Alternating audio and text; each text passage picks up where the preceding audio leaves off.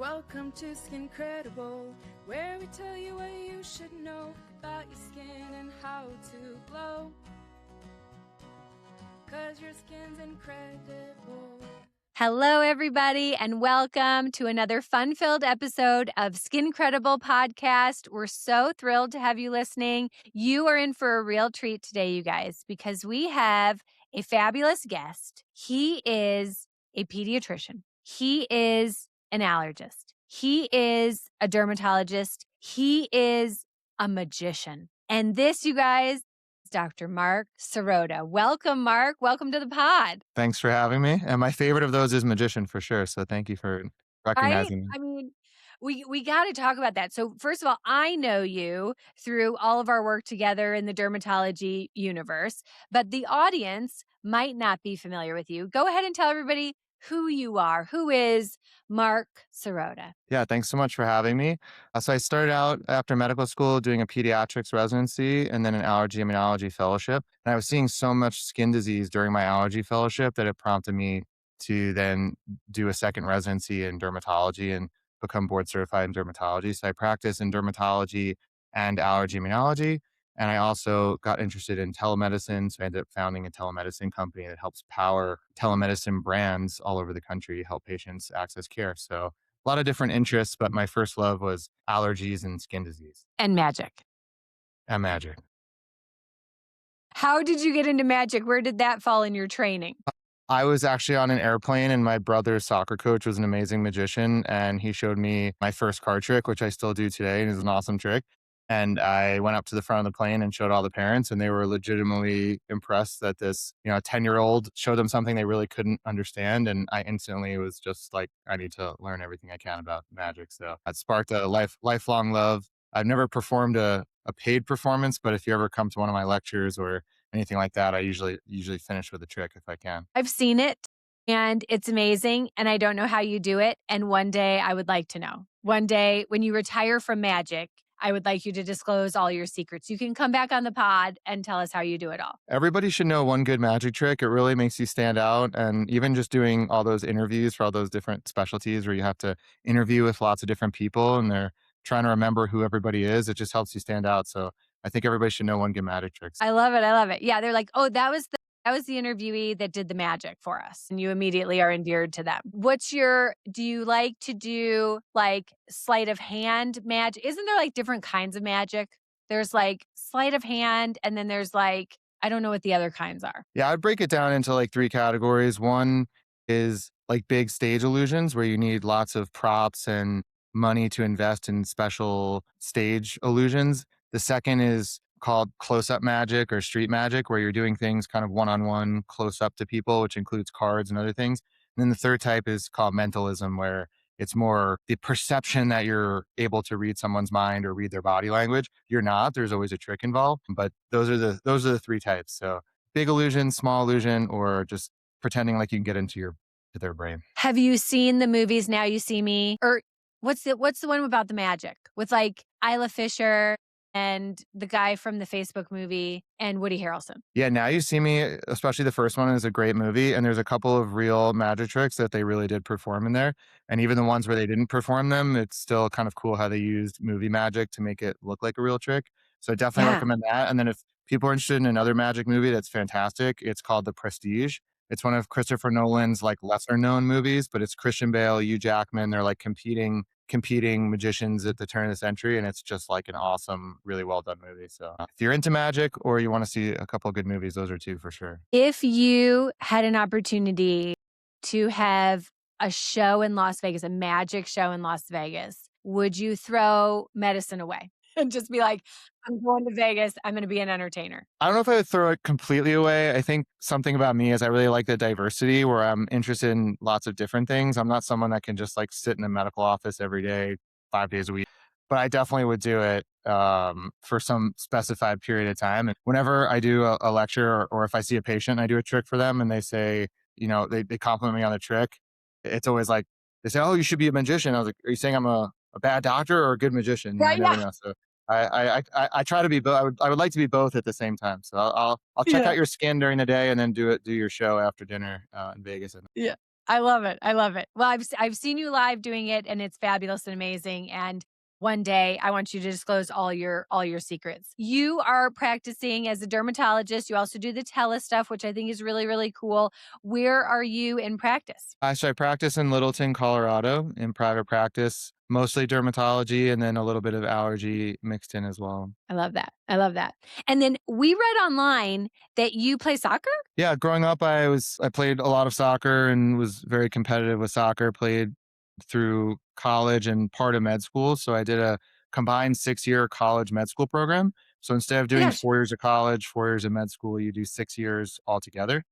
So I played soccer for that program for 5 of the 6 years. It's kind of like a mid-major Division 1 soccer program. So soccer was my second job growing up, and then I played soccer and did the college and med school thing. So still And so still play where is this 6-year program? I've never heard of that. That's so cool. Where is that? The one I went to is called University of Missouri in Kansas City, UMKC. There's a bunch of them. A lot of them are geared towards if you know you want to do medicine early on in life, like out of high school. It's more of that like European model where you don't have to go through the whole normal process of 4 years of college and then figure it out kind of thing.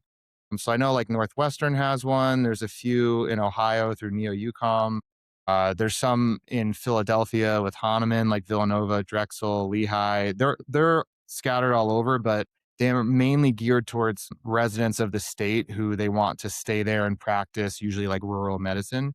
So they're trying to promote medical careers early on. I was an out of state student from New York, where they took a lot less out of state than in state, but they're great if you know you want to do medicine. So if people are listening and they have a child Yep. or someone that's looking into careers and they know they want to do medicine, it's a great avenue for that. You don't take the MCAT. So I never took the MCAT, don't know what's on it. Yeah, they take your SAT or ACT scores, and then you're on a track to just go to medical school as long as you're maintaining your GPA and performing That's okay. awesome. That is so cool.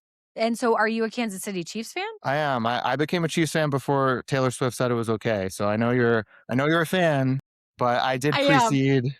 I did predate Taylor Swift in Chiefs Kingdom. You were a Chiefs fan before the Chiefs were really worth rooting for, Yeah, I went like through the back in the lean day. years, so I feel like Yeah. I took a little enjoyment the past decade or so. Yeah.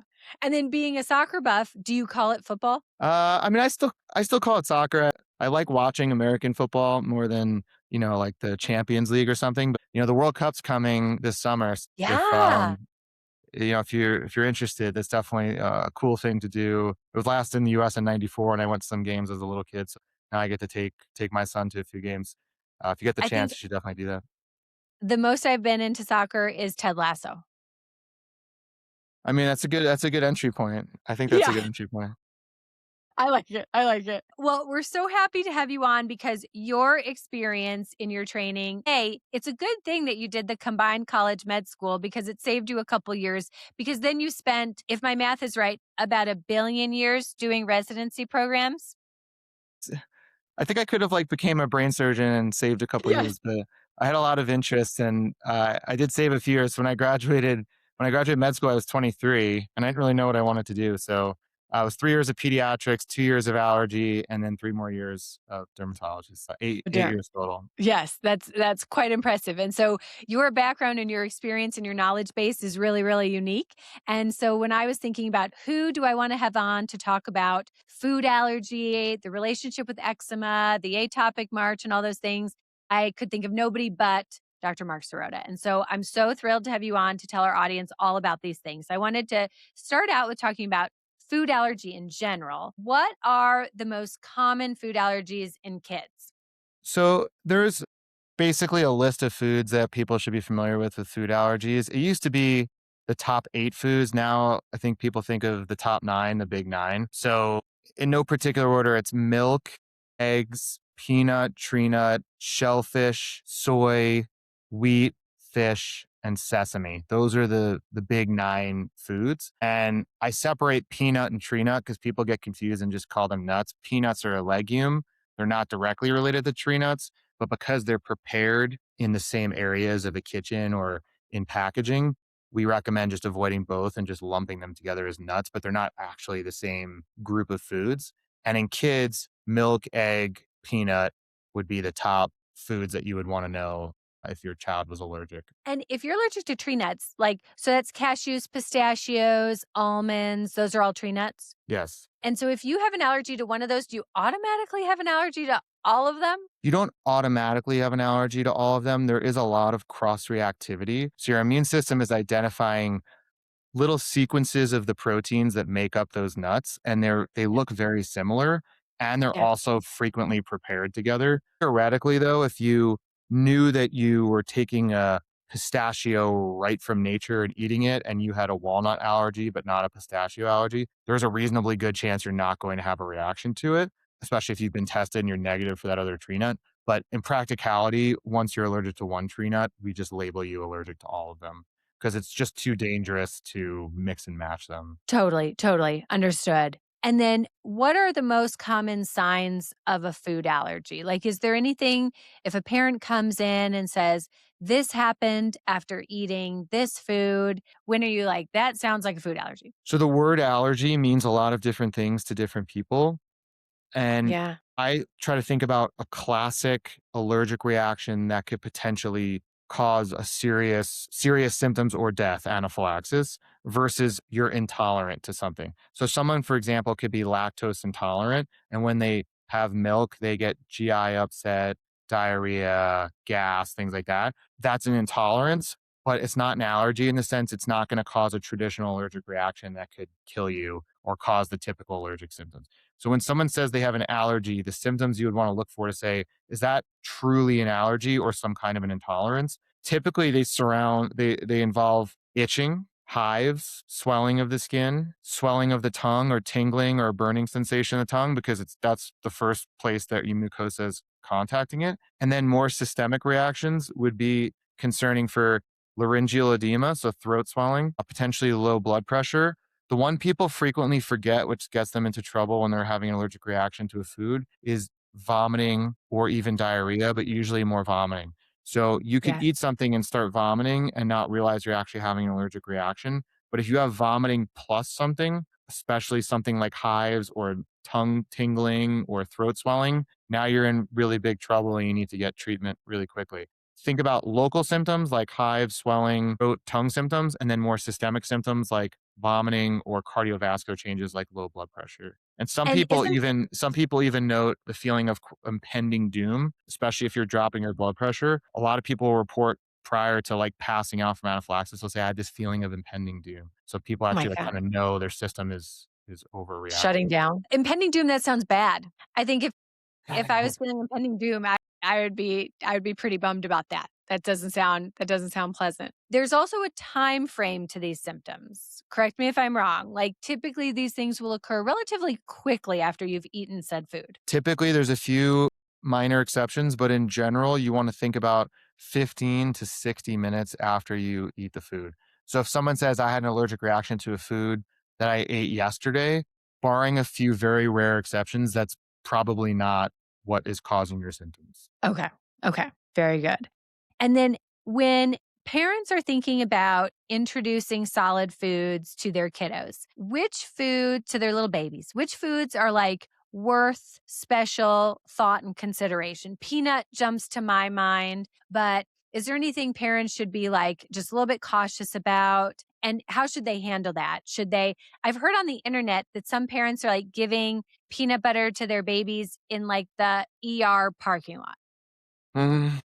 Like, just in case. What advice would you have for families? So the guidance used to be like, our parents' generation was to hold off certain allergic foods until kids reach pre-specified ages. Now the guidance is actually basically don't put your kid in a bubble. The earlier that you are exposed to foods, the earlier your body starts to develop tolerance to them and realize these are not foreign substances I need to react to. And we have to remember the port of entry is important. So you actually have an immune system in your gut that is designed partially to develop tolerance to foods because those are foreign substances you're putting in your body. So if it's going through your gut and exposing those immune cells, then your body learns those are things that you're eating that are you should be tolerant to and not create reactions to. Versus if the allergens are coming through a port of entry that's not typical, like the skin. So you have a little kid that's eating and their skin's all broken out from their eczema, now those allergens are penetrating and exposing the immune system in places where they're essentially jumping the border and not using the usual port of entry. And then you can develop more sensitizations to those things. So the take home point is expose your kids as early as possible to all of the different foods because your immune system will naturally build up tolerance. And one a quick example of that is in Israel, they give their kids little peanut snacks that like dissolve and they can eat them really early, like when they're still babies. And they have Isn't it very called, low like, rates. Bamba? Like Yeah, Bamba yeah. or something? Yeah, yeah, And they have yeah. really low rates of peanut allergy as opposed to in the US where we were restricting babies and little kids eating allergic foods. We actually made the situation worse because now you're not developing tolerance early in life. That peanut study changed everything because it was like up until then, we were like, "Oh gosh, anything that we might be afraid of, let's hold off on until they're older." And then they did the peanut study with early introduction and found the marked reduction in the incidence of peanut allergy, and it just switched all of our thinking just 100%. We were like, "Oh my gosh, early introduction is really key." Yeah, that's always the recommendation unless there's a specific reason to avoid something. So if you've been diagnosed with a, milk protein allergy or a peanut allergy or an egg allergy as a small child, then yes, you're going to avoid it for some specified period of time and we're going to check you over time to see if you've grown out of it. But as long as that's not the situation, you want to expose kids as early as possible. And then which foods are kids most likely to outgrow those allergies to? I've heard egg, that like the majority of kids will outgrow an egg allergy. I've heard peanut has the lowest chance of outgrowing it. What are your thoughts on that? In general, the two I think of are egg and milk. So if you have egg and milk as a child, you're likely to grow out of those things as you develop and get older. Peanut and shellfish and tree nut to a certain extent are tend to be more persistent and more lifelong, but we still will check periodically every year, every couple of years, we'll check and see if you're still reactive because I've still had many patients that grew out of their peanut or shellfish allergy. And the other thing to consider is was their initial diagnosis of allergy correct? Because there's a lot of false positives with allergy testing. So, yes, you're unlikely to grow out of a peanut allergy, for example, but if you were inappropriately diagnosed in the first place, then all bets are off and we should actually challenge you to peanut and see if you can tolerate it. So it's kind of like in the movie Dumb and Dumber. So you're saying there's a chance. Exactly. And then speaking of screening kids for food allergy, I see a lot of patients for eczema and they come in with a panel of blood testing for allergens. And you have taught me that the blood testing is like only accurate 50% of the time, especially if a kiddo has eczema, and that prick testing is really the way to go about it. Am I correct? Did I hear you right? What are your thoughts there? Food allergy testing in general has a high false positive rate. So the negative predictive value is good, meaning if the test is negative, it's very likely you're not allergic to that thing. Nothing's 100%, but you're pretty likely to not be allergic. If it's positive, though, there's a high false positive rate. It could be up to 50% of the time. And that could be on blood testing or on skin prick testing. And there's a number of factors that go into that. For example, a person who has eczema, those reference ranges you see on the lab test, you could just throw them right out the window. They're not relevant. There's separate reference ranges for patients specifically who have eczema. So you can get a lot of false positives. One, because you just get a lot of false positives. And two, because somebody misinterpreted what a positive should actually look like. We never diagnose a patient with a food allergy based off of an allergy test for these reasons. That's something that I think is frequently misunderstood in the medical community is we don't diagnose based on a test. We diagnose on the history and then the test confirms our suspicion. So if you have a high peanut test, but you've never been exposed to peanut or you eat peanuts and you're totally fine when you eat them, it doesn't matter that the test is high because the tests are not always very reliable. So you take the history and you put it together with the testing and then you decide, is it safe enough for me as a doctor to challenge this person with that food in my office? Or am I confident enough that they actually are truly allergic and we're going to tell them to avoid that food? That decision is very impactful on someone's life, especially a child. If you officially label them as peanut allergic, there's a whole series of dominoes of things that happens at school and at birthday parties and at home. And it really is disruptive of the child's life. So you don't want to just willy nilly do that if you actually haven't gone through the steps to say, yes, this child likely does have a allergy to that food. Yeah. I heard an allergist say once at a conference, food allergy is a clinical diagnosis. You hear a story, it sounds consistent with food allergy, you do the testing to confirm, and that's always really stuck with me. I totally agree with that. The testing is a data point that lets you make the decision, but I totally agree. That's a great way to put it. Yeah. I often get the question like, if a parent has a food allergy, like the parent is allergic to peanut, does the child have a higher incidence of being allergic to the same food? Certainly, the tendency to be allergic and atopic that runs in families. But can a specific allergy run in a family? No, you can't pass down a specific food allergy to your child. You can not have the food in your house because you don't want it in the house because you're allergic to it. But people who are allergic are more likely to have children that have allergic problems in general. But you would never say, I'm allergic to shrimp, so my child cannot eat shrimp. Okay. Because I find sometimes parents are really tentative with that. And I didn't know if I don't know anything, I don't say anything about it. So I have been mum's the word on that, but now I feel more educated. Oral immunotherapy. So, oral immunotherapy is something where a kiddo typically goes to an allergist and is given like teeny little aliquots of the food they're allergic to try to generate tolerance. And when appropriately done by an allergist, it can really be a life saving, life changing sort of thing. But I sometimes see in my community and other communities, I sometimes see some questionable practices, often by folks who aren't allergists, doing non-specific oral immunotherapy where they have like these batches of things, batches of different substances that they're giving to these little kids. What are your thoughts on oral immunotherapy? So there's two basic concepts. One is oral immunotherapy and one is a graded oral challenge. A graded oral challenge is when I bring your child or a patient to the office and say, I don't believe that you're peanut allergic. The story didn't convince me. We're going to give you a little bit of peanut and then a little bit more, a little bit more. And when you get up to a full dose of peanut and you don't have a reaction, we're going to take that off your list. Oral immunotherapy is, I believe you're allergic to peanut. I'm going to give you little tiny amounts and increase it really slowly, just like you think of allergy shots, but it's orally to try to Yeah. get you to a tolerant level where you can tolerate a certain amount of that food protein without having an anaphylactic reaction. So the idea is that if you had an accidental ingestion, like you ate a cookie and there was a little bit of peanut in the cookie and you didn't know, you wouldn't immediately have an anaphylactic reaction because you had done the oral immunotherapy. So when done properly, it can be a potentially life-saving measure. The issue with it is you have to take that food in indefinitely to maintain your tolerance. So once you get built up to I can eat one peanut every day, then you have to continue to eat one peanut every day or you're going to lose your tolerance. Now, there are FDA approved versions of that for some foods like peanut, and there are what people call homebrew where they make it themselves. And allergists have been doing that for years. I would say if you're going to go down the road of oral immunotherapy, which is reasonable to do, you should do it with a board certified allergist who knows how to mix these things up and is doing it for a living, as opposed to, concoctions. And it should really be for a single food. Like if you're doing it for more than one food, that to me doesn't make a whole lot of sense. And if they're doing it in those kind of ways where it's multiple foods, or they're doing it in ways where you're not being properly monitored, I would question if what they're giving you is actually potent enough to develop the kind of tolerance you need to, if you had an accidental exposure, you would be okay.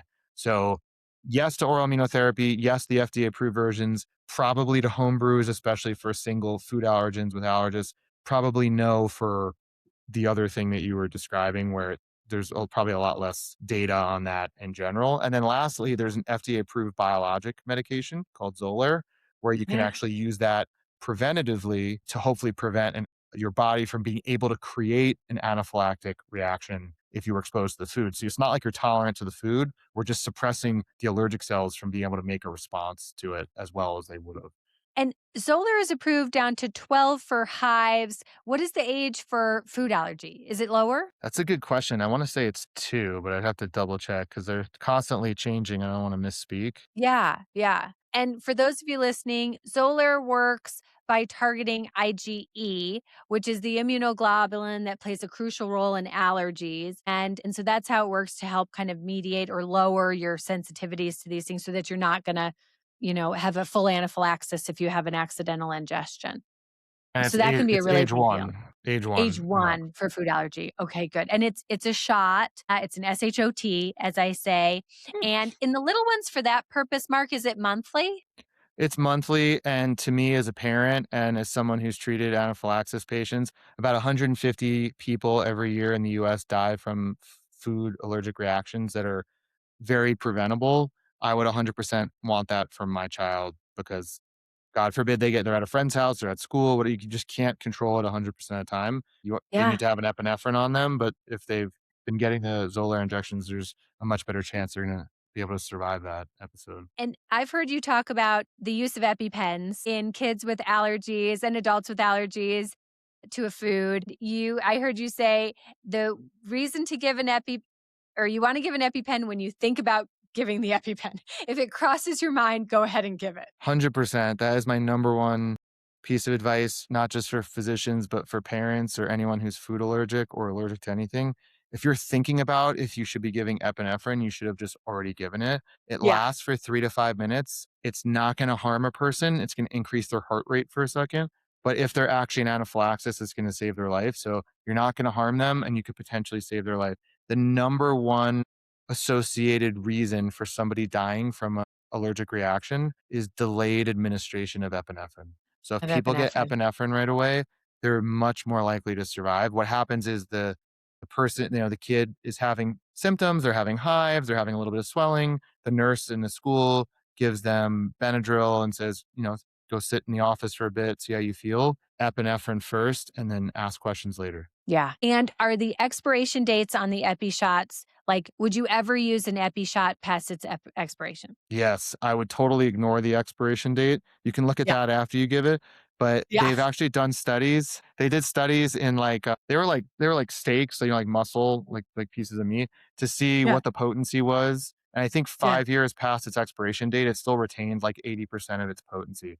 So if you Okay. gave me the choice of unexpired epi or expired epi, I'll take the unexpired epi. If you give me the choice of expired epi or nothing, 100 times out of 100, you're giving the expired The epinephrine, and expired it's one. very likely still going to work. Yeah. Yeah. Okay. I think The that's very the other helpful. mistake people make, just to add on to it, is they Yeah. come in a 2-pack, and some Yeah. parents think like, oh, that's like one for home, one for school or something. It's because the reaction can outlast the effect of the epi, so that's why we always have two. So if the first one doesn't work after 3 to 5 minutes, or if it wears off after 3 to 5 minutes, you're supposed to give the second one. So you're giving the first one, you're calling 911, and then if you need to, don't be shy about giving the second dose because some people are going to need a second dose. Yeah. And that's an important point. You aren't like giving the Epi shot and you're like, okay, let's go shopping. You're giving the Epi while you arrange for prompt medical care. Yeah, the best scenario is you give the epi, call 911, and the ambulance arrives, and they say, "Why'd you call me? This person looks fine." Because it does work that quickly. It really does. Like you inject it, you watch it go in. Usually it's at the outer part of your thighs where you inject it. So you're looking at the injection, making sure that it's there, and you're doing it. And then when you take the injection away and you have a chance to look up at the person's face, they're going to be very happy with you, and they're going to look a lot more normal than they looked when they were swollen. It works that quickly. It's pretty amazing. And I've heard the EpiPen, it's capable of like going through clothes. Like you don't have to like worry about undressing the location. Like you can go ahead and give it. Is that true? Yeah, it's designed to go through clothes, including like Yeah. jeans and thicker clothes that people might be Yeah. wearing with their pants. You shouldn't delay Yeah. giving it, trying to get their clothes off if you can. Right. The other thing to Yeah. be aware of is there's a device called AuviQ that gives you audio instructions, kind of like a defibrillator, like tells you what to do. And there's also an FDA approved nasal spray now that's not a I shot heard called about Neffy. that. Yeah, so Yeah.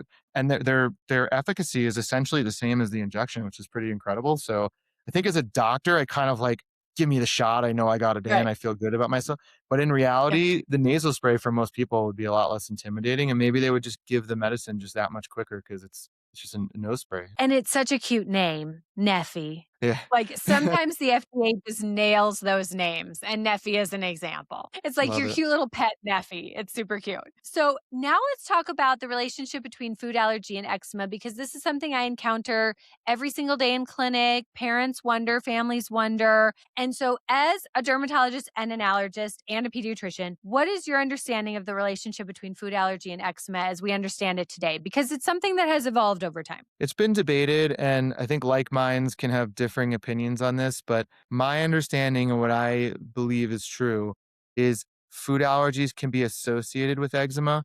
They are not the cause of your eczema. So patients who have eczema are more likely to have food allergies, probably because of the skin barrier dysfunction where allergens are coming in through the wrong port of entry. There's probably a genetic component where because these atopic diseases occur as a cluster as part of how your immune system develops. But you're never going to say, if I just eliminate this food, my eczema is going to go away. That being said, there are some patients, usually children, where if there's a certain food where if they eat that food, it will flare up their skin. And that's kind of what I call the mom diagnosis. It's like, I know my kid, and when my kid drinks milk, their eczema is going to be a mess tomorrow. Okay, we're going to test them for milk and we're going to avoid milk for the time being. So yes, there is a component where it could potentially flare existing eczema. Food allergies will not cause you to have eczema, and removing foods from your diet will not make your eczema magically go away. It's a genetic skin condition at its core. Well, and I learned from Dr. Anne Marie Singh, who's an allergist in Wisconsin, that there's IgE mediated food allergy, which causes the hives, the trouble breathing, the throwing up, the potential anaphylaxis. And then there's those rare circumstances where a child has food driven eczema, where the food makes their eczema worse. And that's mediated in a different immunologic process. And if you completely avoid the food that's triggering your eczema, it actually increases the likelihood that your child will develop the IgE mediated food allergy, which is the much more serious of the two. Is this common knowledge in the allergy world, or is this a select opinion? What are your thoughts on that? I think it's probably more of a select opinion, but I could see some validity in it. Mhm. There are Mhm. different subsets of allergy, meaning not all allergy is what you think of as you eat a peanut and 15 minutes later you get hives and you look like, the movie Hitch. Yeah. There are other Yeah. subtypes of allergies. So there's type 4 hypersensitivity or type 4 allergies where it's on contact and it's more of a delayed response. And there are certain types of patients where we'll actually do contact food testing for people. So there's a disease called eosinophilic esophagitis where they actually react on their skin to different foods. And if you withdraw those foods, their GI symptoms get better. There's also delayed type allergic reactions. Those can occur. Like there's one called alpha gal you're probably familiar with that Yeah. involves certain types of meat. And there's Yeah. delayed type allergic reactions with wheat, which actually it's a weird one where if you combine exercise and wheat, you get delayed allergic reactions later. So we don't know everything that's going on with the immune system with every type of allergic reaction. So you always have to leave room for some of these outlier things because number one, we don't fully know those mechanisms. And number two, like the outliers kind of prove the rule. But in general, it's more of the classical situation when it comes to traditional food allergy that we described. Typically see maybe like one or two patients a year, babies a year, babies under the age of 1 that have bad eczema, and then they tend to have like bloody or mucousy diarrhea. And it's my understanding that that can be a manifestation of a dairy protein allergy. Am I right on that? Yes. So that is milk protein induced enterocolitis. And there's a few other variations of that. But the short answer is yes. And if you have a baby that is having bloody stools, that's one of the things that's in the differential that you must consider is a milk protein issue. And an allergist would help you figure that out. It's not the only thing that can cause that. And there are other serious things that can lead to bloody stools. But a baby with bloody stools needs to be evaluated and admitted to the hospital and worked up for what that could be. Yeah, yeah. And in a patient where you're not hearing a history suggestive of the IgE mediated food allergy, you're not hearing anything suspicious for alpha gal or the dairy protein sensitivity. If you're just kind of a kid with eczema, is eliminating foods typically helpful? No, I would not recommend that. And I think in some cases it can be harmful because it really limits some of their nutritional options that they have. So I don't advocate for food elimination diets for eczema. I also don't advocate for routine, just panels of allergy testing because not only did I say those can be false positive, not only did I say that eczema patients are going to have a different reference range. So if you really don't know how to interpret them, it's going to look positive. But because you have so much allergy protein floating around in your blood, which we call, it can indiscriminately bind things on the lab testing. And normally that would wash off. But if there's a lot of it, you can't wash all of it off. There's a lot of that in an eczema patient. So they could have falsely high results because of their very condition that they have eczema. So I would do very targeted testing based on the history, only when the clinical diagnosis warranted it. I often have parents, I bet you do too, that want to try to avoid foods because they want to get to the root of the eczema. I usually tell them, like, I wish it were that simple. I wish I could tell you to just avoid this or avoid that, and it would just magically cure your baby's eczema. So many times, the overwhelming majority of the times, that is not the case. How do you in your clinic handle that question? Largely the same to what you said. I say eczema is a genetic skin condition. The skin has a mutation where the proteins in the skin don't hold on to water well, which results in skin barrier dysfunction and everything that comes along with that. So you didn't do something to cause this, and we're not going to remove something to take it away. It's a genetic skin condition. The good news is about 50% of kids are going to grow out of this condition as they get into adults. The bad news is I don't know how to predict that. I can't tell you if your child's going to be in the 50% that will or the 50% that won't. But if there's a strong family history, it's a little more suggestive they're going to grow up to still have eczema. And the great news is we have many different amazing treatments for eczema now. So even if you're in the group that's going to have it for your life, it doesn't mean you actually have to have it for your life. You're going to forget you have it. It's just going to be there in the background. Yeah. And you alluded to a little bit earlier, for years and years, people have tried to blame eczema on a food. And now we're realizing that eczema might be the cause of food allergy because those food particles are able to enter through the skin's broken barrier, triggering the abnormal immunologic response, which becomes allergy. And we believe that good treatment of the eczema can actually help minimize the risk for food allergies. Any additional comments on that? I think we're just learning more and more about this port of entry issue. And if you repair the skin barrier, that you're not exposing the immune system in places that it's not used to seeing these substances. So that's probably Yeah. one part of it. Yeah. Another part is trying to prevent the atopic march, meaning a lot of children start with eczema, go on to have asthma, go on to have allergies. So, can we actually shut off that march where we're telling the immune system to stand down? And we've done that for years with allergy immunotherapy, with allergy shots. We know that that helps prevent the atopic march.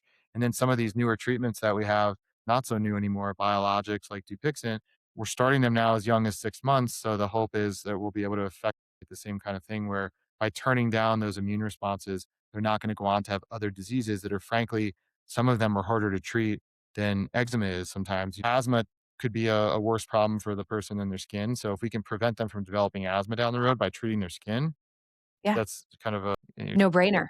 you're doing both things. Yeah. Yeah, yeah. And you're reading my mind because that's what I wanted to turn to next is the atopic march. And so for those of you listening that might not be aware, we know that certain conditions tend to occur together. Eczema, allergies, asthma, EOE, eosinophilic esophagitis is something that's emerged in the past several years as well. And eczema tends to be kind of the first step in this process. And then the kids go on to have food allergy, nasal allergies, asthma, EOE, etc. And we have some data now for Dupixent being approved onto the age of 6 months old that we can even intervene early for the eczema and reduce the risk of food allergy and asthma.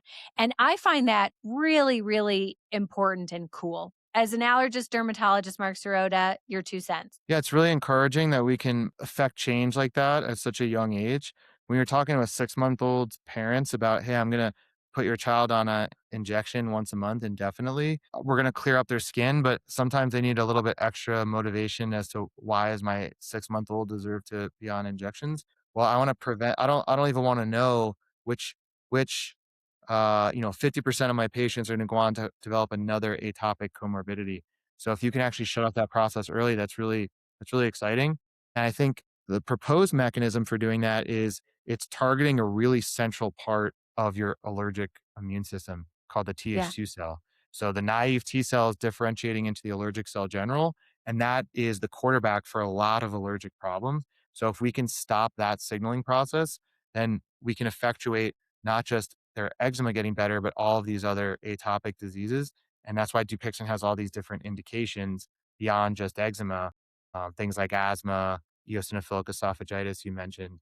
And being able to turn off that atopic march early makes sense if you're targeting that quarterback of this whole process. One thing we don't know is like just how early we need to intervene in order to see these benefits.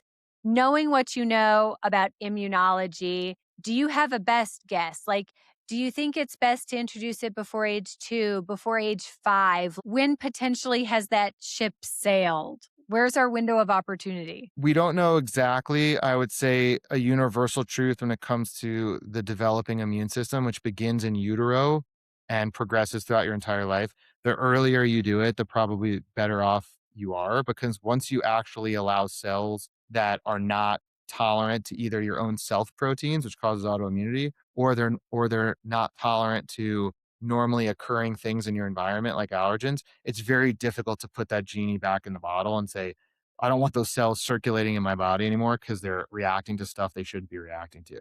So the earlier you develop that tolerance, the better off you probably are. I would say I think of different breakpoints in development, and probably for me, before the age of 6 is a critical breakpoint. And then as early as possible before that. If you can do it in the baby stage, under the Yeah. age of 2, let's say, that would Yeah. be the most helpful, but before 6, I think would be useful. After the age of 6, I think you probably start to lose a significant amount of the benefit of trying to prevent that march because it's probably already starting to some degree. On a somewhat related note, I wanted to get your 2 cents because I've had an inkling being a pediatric dermatologist treating all these kids with Dupixent and seeing a little bit of the data that's starting to emerge. I kind of feel like early use of Dupixent even helps the kids outgrow their eczema. And so people are starting to throw around the word like disease mitigation. Like, does it affect the trajectory of the disease? Do you have any thoughts on that, being much smarter than I am about the immunology of it all? I don't know if that's true, but I think largely I agree with that statement. I think you're effectuating tolerance early on. And the other thing I try to impress upon not just parents, but physicians who are treating these patients is think of this not just as a skin disease, but as a critical quality of life disease. It's a developmental problem in a little kid. We check their Yeah, eyes, we check their hearing right when they're born, pretty much, because if we don't find those problems, then they're not going to be able to develop as well and learn in school properly and all this kind of thing. The same is true for eczema. If a kid's skin's on fire and itchy and not sleeping and scratching at yeah, school and all that kind of stuff, it's not yeah, just a skin issue. It's affecting a critical part of their development.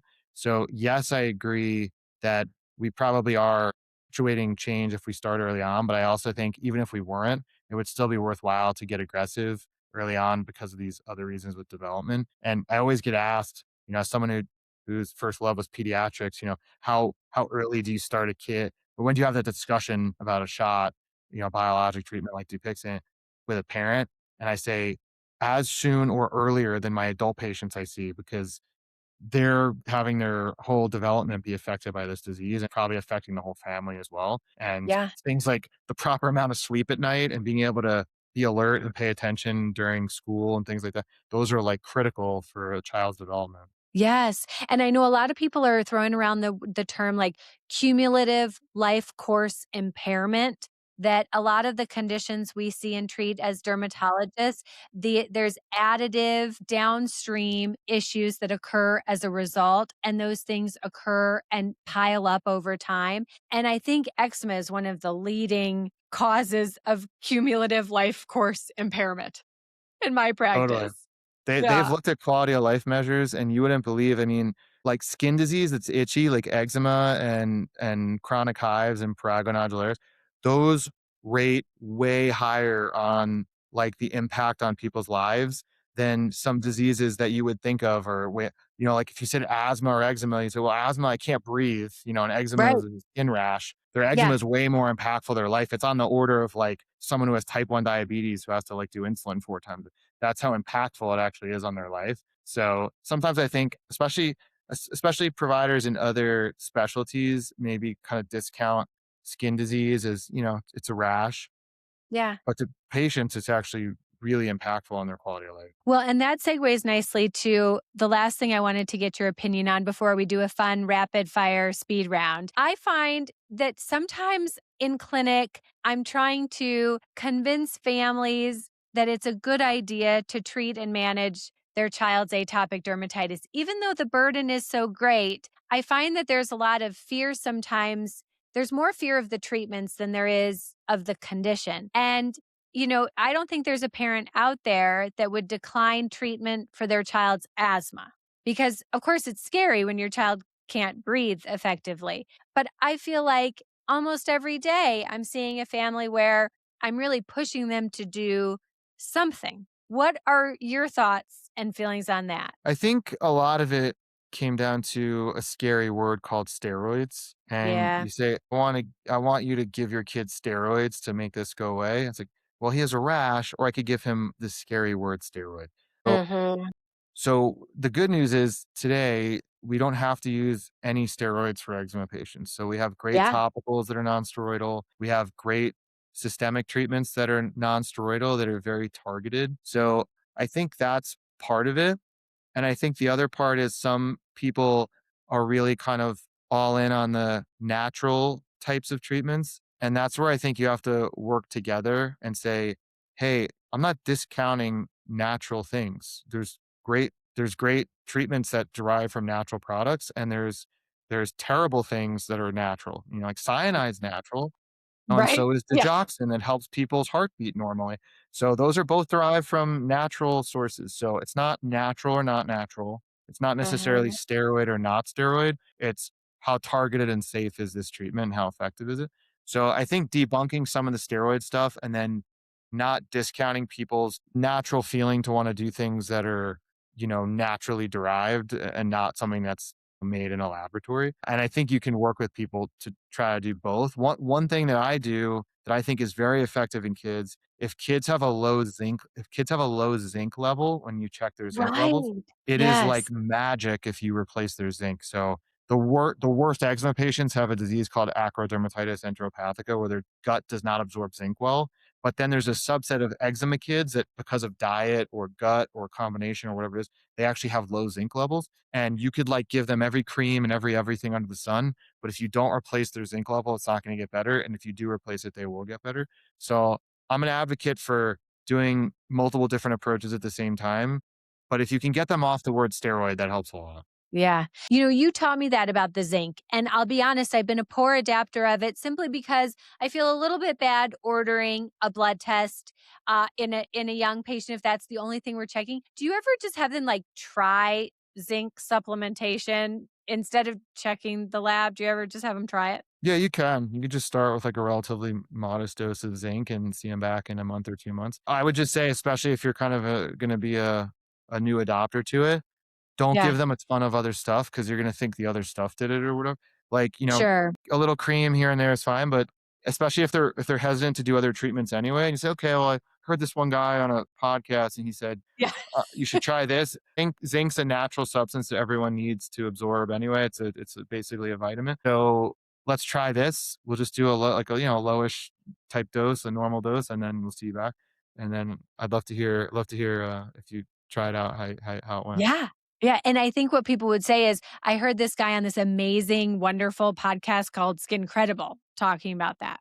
I think that's what they would say, and he does magic on the side, and they were impressed by that. Okay, so appreciate you taking the time to do this, Dr. Marc Serota. I know that you are so busy. You do all this side hustle stuff. You do some obesity medicine, you have your allergy practice, your dermatology practice, your magic practice. You have all these things, and so I so appreciate you being with us. And I wanted to end by having a really fun rapid fire speed round, kind of get to know you better, Marc Serota. Are you ready? Okay, I'm ready. Okay. So, number one, if you could have a superpower, what would it be? Would you want to be invisible? Would you want to be able to fly? Would it be teleportation? Would you be invincible?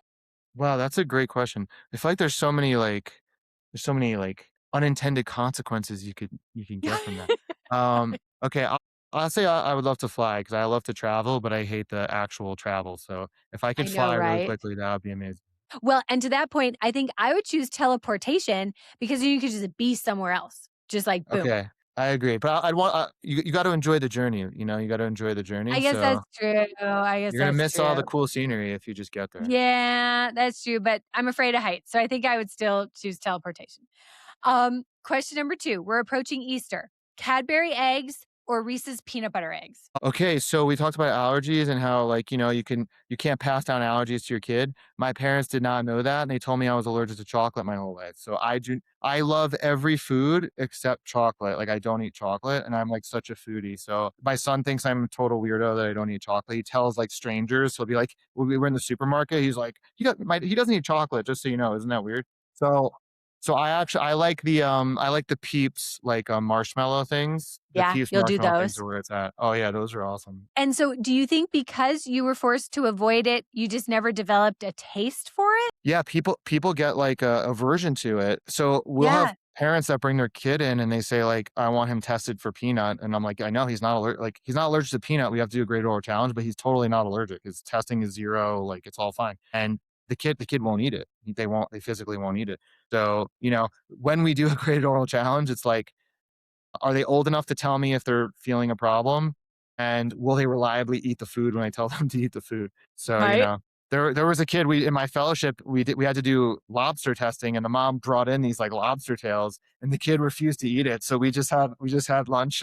We just had lobster tails in the allergy fellowship. Love it. I love it.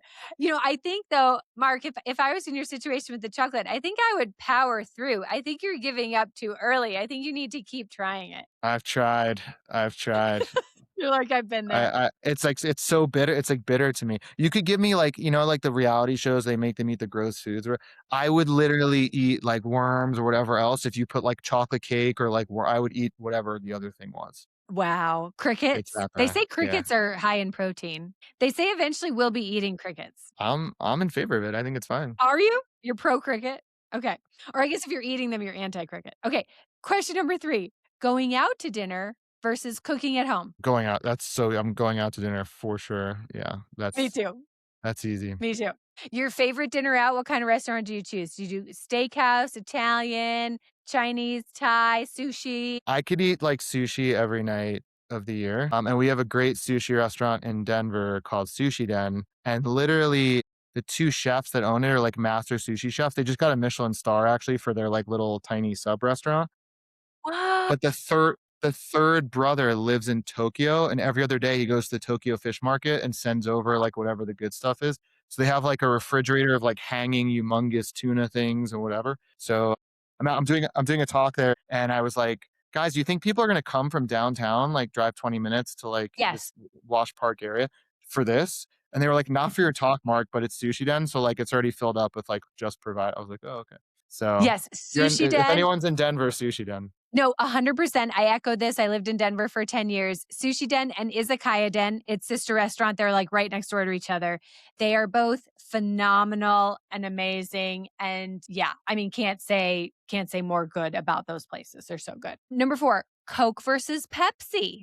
I'm not a big soda drinker, but when I drink soda, it's, once you do the obesity medicine boards, you realize like sugary drinks are basically the cause of all your problems. But when I do have the occasional soda, root beer or like a root beer float is like amazing. The So float. yeah, you gotta mix it so it's like more of like a shake with like, you don't want like just a big blob of ice cream. You want like No, blended together. But yeah, blended root beer together. float, root beer for sure. That's where it's at. My brother always liked root beer floats. Number 5, and there's 5. This is the last one. Road trip versus cruise. God. I did a cruise, but the cruise was like on Carnival. And it was Yeah. when I had no resources and I didn't know what I was doing. And I was trying to just have like a really inexpensive vacation. So it was like all college kids and like there was like lines for the buffet. I could just like Yeah. I guess I'll say road trip. Road trip. So I mean, your cruise experience sounds like mine. I had a similar trip, like spring break in college with my friends. We were in steerage. We were in one of those like windowless rooms. I don't even know if they allow that anymore, but we were in one of those windowless rooms. It was awful. It was not good. Yeah. Yeah.